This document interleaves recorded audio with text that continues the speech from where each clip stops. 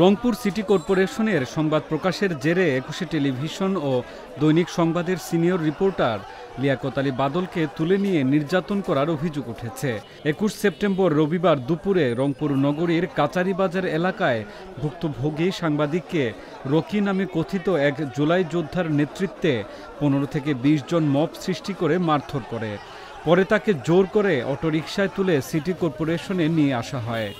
এ সময় সিটি কর্পোরেশনের প্রধান নির্বাহী কর্মকর্তা উম্মে ফাতেমার কাছে ক্ষমা চাইতে বলা হয়। মব তৈরি করে আমাকে বেদম মারধর করছে, আমাকে জোর করে গাড়িতে তোলার, প্রথমে রিক্সা তোলার চেষ্টা করছে, তখন পারে নাই, তারপরে অটোতে নেওয়ার চেষ্টা করছে এবং আমাকে অকথ্য ভাষায় গালিগালাজ করছে।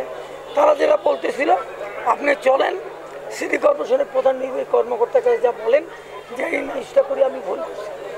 তারপরে আমাকে ওরা নিয়ে আসে আমার মোবাইলটা নিয়ে এবং সিটি কর্পোরেশনের প্রধান নির্বাহী কর্মকর্তার রুমের কাছে বসা, রুমের সামনে, তারপরে আমাকে ওখানেও মারধর করে। ঘটনা জানাজানি হলে সিটি কর্পোরেশন রংপুরে কর্মরত বিভিন্ন মিডিয়ার সাংবাদিকরা ছুটে এসে সাংবাদিক লিয়াকত আলী বাদলকে উদ্ধার করে এবং দোষীদের দ্রুত সময়ের মধ্যে গ্রেপ্তার করে আইনের আওতায় আনার দাবি জানান। এই ঘটনায় সিটি কর্পোরেশনের সামনে দোষীদের গ্রেপ্তার ও কর্মকর্তার পদত্যাগের দাবিতে অবস্থান কর্মসূচি পালন করে রংপুরের সাংবাদিক সমাজ। এ সময় ২৪ ঘন্টার মধ্যে দোষীদের গ্রেপ্তার ও নির্বাহী কর্মকর্তা প্রত্যাহার করা না হলে কঠোর আন্দোলনের হুঁশিয়ারি দেন তারা।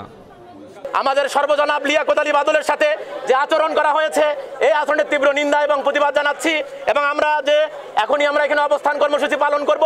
অবস্থান কর্মসূচি থেকে আমাদের পরবর্তী কর্মসূচি ঘোষণা করা হবে। বাংলাদেশে কোনো মবক্রেসি চলবে না। যারা মবক্রেসি করছে তাদেরকে স্পষ্ট মেসেজ আমরা দিতে চাই, তাদের বিরুদ্ধে আমরা তীব্র প্রতিরোধ করব এবং তাদের দৃষ্টান্তমূলক শাস্তির দাবি করছি।